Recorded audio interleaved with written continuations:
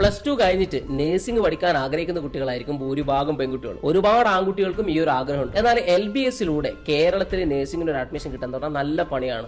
Almost ഒരു 85% മുകളിൽ mark ഉണ്ടെങ്കിലൊക്കെയാണ് നല്ലൊരു കോളേജിൽ നമുക്ക് അഡ്മിഷൻ കിട്ടും. ഇങ്ങനെ വരുന്ന സമയത്താണ് ഒരുപാട് കുട്ടികൾ കോയമ്പത്തൂരും ബാംഗ്ലൂരും ഒക്കെ ഉള്ള സബ് സ്റ്റാൻഡേർഡ് ആയിട്ടുള്ള കോളേജുകളിൽ നേഴ്സിംഗിന് അഡ്മിഷൻ എടുക്കുന്നത്. എന്നാൽ വളരെ അഫോർഡബിൾ ആയിട്ടുള്ള ഫീസിൽ വേൾഡ് റാങ്കിൽ ടോപ്പിൽ നിൽക്കുന്ന യൂണിവേഴ്സിറ്റികളിൽ അബ്രോഡ് പഠിക്കാനുള്ള ഓപ്ഷൻ ഉണ്ട് എന്നുള്ളത് പലർക്കും അറിയില്ല. എന്നാൽ നമ്മൾ ഇന്ന് പറയാൻ പോകുന്നത് വളരെ കുറഞ്ഞ ഫീസിൽ നഴ്സിംഗ് പഠിക്കാൻ പറ്റുന്ന ഒരുപാട് മലയാളി സ്റ്റുഡൻസ് ഓൾറെഡി നഴ്സിംഗ് പഠിക്കുന്ന ജോർജിയ എന്ന കൺട്രീനെ കുറിച്ചിട്ടും അവിടെയുള്ള നഴ്സിംഗ് യൂണിവേഴ്സിറ്റികളെ കുറിച്ചിട്ടും. ജോർജിയൻ നഴ്സിംഗ് ECTS സിസ്റ്റമാണ് ഫോളോ ചെയ്യുന്നത്. European credit transfer and accumulation system എന്ന് പറയുന്ന സിസ്റ്റമാണ്. പിന്നെ അതുപോലെ നമ്മൾ ഇന്ത്യയിൽ നഴ്സിംഗിന് പഠിക്കുന്ന ഓൾമോസ്റ്റ് എല്ലാ സബ്ജക്റ്റുകളും ജോർജിയയിലും പഠിക്കുന്നുണ്ട്. ഞാൻ സാധാരണ MBBS കുട്ടികളോട് പാർട്ട് ടൈം ചെയ്യാൻ പറ്റില്ല എന്ന് പറയാറുണ്ട്. പക്ഷെ നഴ്സിംഗിന് കുറച്ചുകൂടെ സമയമുള്ളത് കൊണ്ട് പാർട്ട് ടൈം ചെയ്യാനുള്ള ഓപ്ഷൻ ഉണ്ട്. ജോർജിയയിൽ നഴ്സിംഗ് പഠിച്ച് ഇന്ത്യയിലേക്ക് തിരിച്ചു വന്ന് ഇന്ത്യയിൽ ഒരു നഴ്സായിട്ട് വർക്ക് ചെയ്യാൻ ആഗ്രഹിക്കുന്ന കുട്ടികളാണെങ്കിൽ അവർക്കുള്ള കാര്യങ്ങൾ എങ്ങനെയാണെന്നുള്ളത് ഞാൻ ഇന്ത്യൻ നഴ്സിംഗ് കൗൺസിലായിട്ട് സംസാരിച്ചിട്ടുണ്ടായിരുന്നു. നഴ്സിംഗിനെ കുറിച്ചിട്ട് ഓരോ കാര്യങ്ങളും ഡീറ്റെയിൽ ആയിട്ട് എക്സ്പ്ലെയിൻ ചെയ്യുന്ന ഒരു വീഡിയോ നമ്മൾ യൂട്യൂബിൽ ഓൾറെഡി ഇട്ടിട്ടുണ്ട്. ജോർജിയയിൽ നഴ്സിംഗ് പഠിക്കാൻ ആഗ്രഹിക്കുന്ന എല്ലാ കുട്ടികളും നമ്മുടെ ഫോറിൻ ഡിഗ്രി യൂട്യൂബ് ചാനലിൽ പോയിട്ട് ഈ വീഡിയോ കാണും. ഈ ഒരു വീഡിയോ നിങ്ങൾക്ക് എന്തായാലും ഹെൽപ്ഫുൾ ആയിരിക്കും.